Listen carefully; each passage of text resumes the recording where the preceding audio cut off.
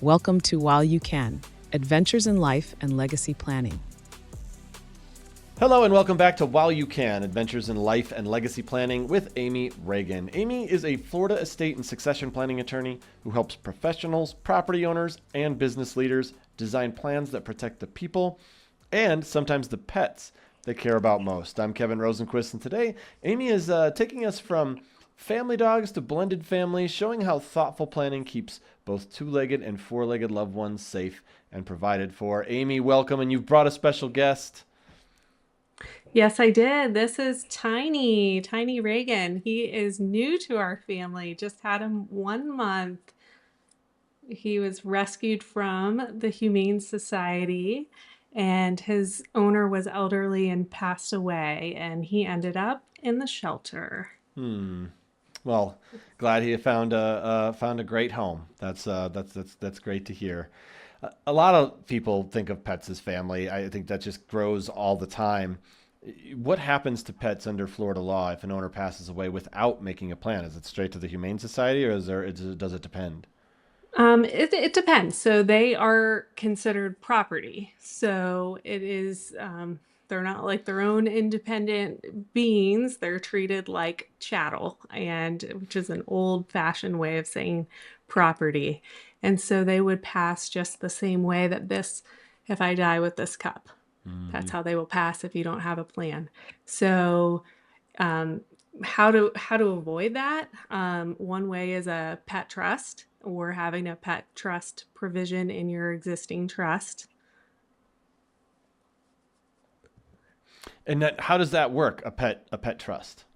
Yeah, so a pet trust is really, it's kind of straightforward. You're saying that any pets that you have, this can also be part of your powers of attorney. It is for the powers of attorney that I create. So you might not have a pet today, you might have a domestic pet in the future, and you can say that you want, reasonable expenses expended for them if you're unable to care for them yourselves. You can put that in your power of attorney, but also in your pet trust, or your regular revocable living trust that you're using to avoid having a probate proceeding or a guardianship proceeding. You can set aside assets. I've seen it recently in a couple cases where they say that they want $10,000 allocated per cat that they die owning, or for each pet. You can set aside a set of money to care for them for their food and their medical bills, which we all know it's expensive to go to the vet. Yep. And pets are very important to people. Sometimes people like their pets more than their human family members. So if, maybe it doesn't rise to that level for you, but you still want to have a pet plan in place, your estate planning attorney can help you do that. Yeah, and another example of also just making it easier down the road. So there's less question mark. There's less, okay, what do we do now? Kind of situations. Hmm. Yeah. Have you seen situations where, an owner didn't leave clear instructions and it becomes kind of a mess with what to do with the pets? Yes. So this can go a couple different ways.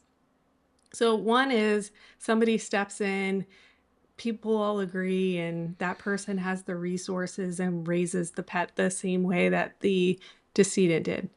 That sounds like the fluffy fairy tale version. The other options are you have a situation where a beloved family pet is fought over, for example. Maybe people think, oh no, I'm going to be better suited to care for this pet versus someone else. And there could be fighting within families. And then there could be a situation like this little guy where he ends up in a animal shelter because he doesn't have anyone to step up for him. Hmm. He looked at us for a second. Tiny, tiny.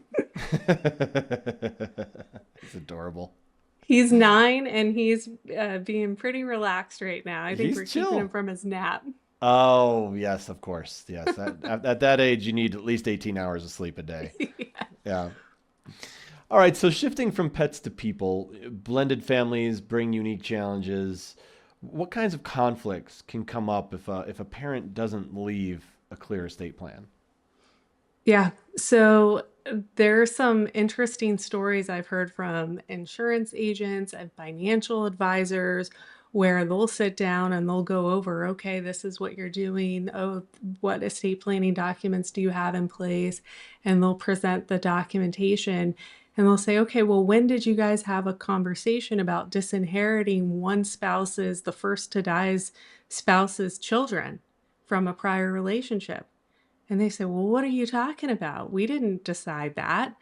And they don't realize what can happen when, if you don't have things worded properly, or you don't think through all the scenarios that could happen, or the common scenarios that can happen when you pass away, and your spouse has a change of heart about, are they going to support your children from a prior marriage after you pass away?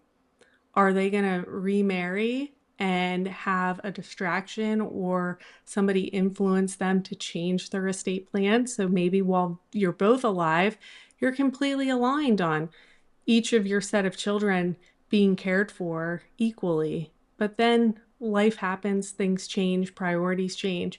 So, what can you do if you're afraid you might be the first to die? And really, I don't know anybody who knows for sure. What can you do? What can you put in place for your family? First of all, you can put in place insurance, name your adult children as the beneficiaries. You can set up a marital trust or a QTIP trust that takes care of your spouse for their lifetime with income. All income created by the trust assets that goes into that marital trust will go to that spouse during their life. Then upon their passing, anything that's left, so the principal, the assets that have been generating that income, those dividends, whatever it is, then passes on to whom you designate in that trust. And it can be your children, it can be also the spouse's children, it can be your alma mater you want to give a donation to. You can rest assured that when you pass away, those wishes in that trust are locked in and they're enforceable. And that can give you a lot of peace of mind. And you might say, well, what if I don't want my children to have to wait until my spouse passes away? You can bifurcate it into a family trust and a marital trust. The family trust can take effect immediately upon your passing and set aside money for your adult children. It can be an outright immediate distribution. It can be set up to support their education, or if they have a health challenge, or if you want to get them started with entrepreneurship or house ownership by giving them a down payment or help with the down payment. You can make the trust really tailored to your family, your goals, and then have that peace of mind that they're not going to be undercut or cut out of your plan after you pass. Mm-hmm. You know, this reference is going to get harder and harder to make as the younger generation keeps coming up. But the Brady Bunch is obviously the most talked about example of blended families. How does estate planning help families in that type of situation?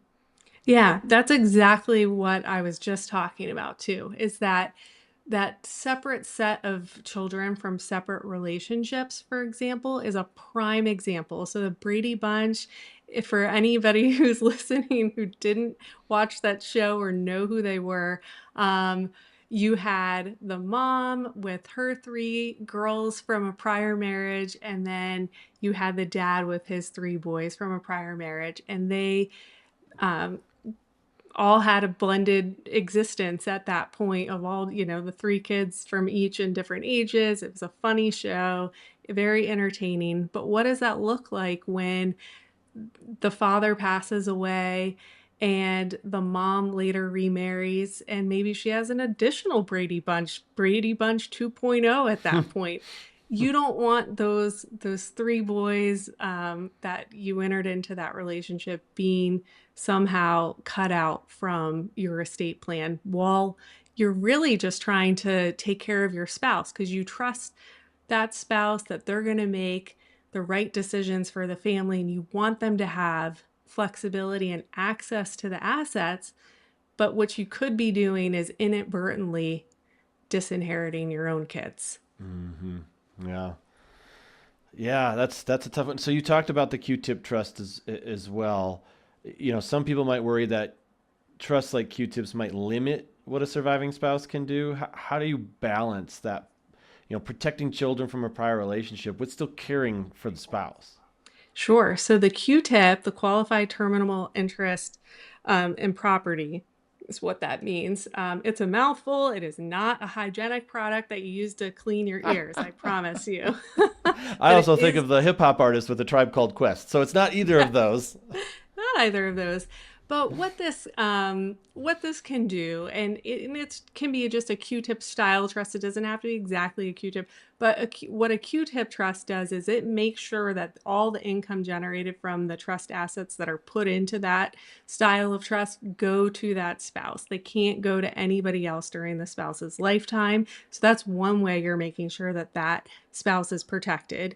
We also talked about maybe creating that family trust at the same time. So you can create two separate trusts, the family trust and then the marital trust. The family trust can provide immediate distributions, of course. And then when that marital trust is no longer needed, when that second to die spouse passes, then it can go right into that family trust or to those family trust beneficiaries. So that's one way that a Q-tip style trust can help, but also take care of that surviving spouse. And then you might say, well, can they get more than just the income? Yes. And you can make a trustee of that trust. You can make it an individual. You can make it a corporate trustee. You can empower them to pay off the mortgage of the marital home using trust assets, even if it dips into the principal of that trust.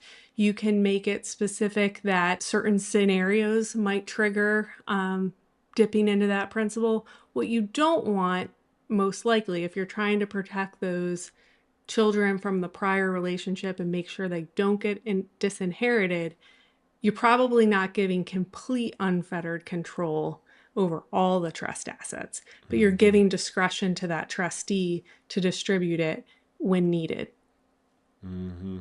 Do you have a story that you can share that shows how good planning prevented conflict in a blended family? Because a lot could go wrong there. Yes, and I will say that the blended families and the second and later in life marriages are extremely common, and we can create, as simple and straightforward as plan as makes sense for that family. We can get very creative. We can come up with multiple. We can have joint trusts for both spouses. We can have uh, a spouse can each have their own individual trust, especially when they have a lot of separate assets. And you'll find situations where I had this situation. It was a husband and wife. The husband and the wife both had substantial wealth. And while they weren't in a taxable estate where each had over $15 million, for example, they still had multiple millions for each of them. And they each had children from prior relationships. Husband, totally fine with disinheriting his kids and giving everything to the spouse, his new spouse. And the wife was like, look, you have your own wealth. You don't need my wealth. You're not dependent on me. I'll give you a percentage of my wealth when I pass if I die before you. But I really want my son to have a leg up in life and be able to have a business or upgrade his house if he wants to. I want to make sure that I leave a legacy for him.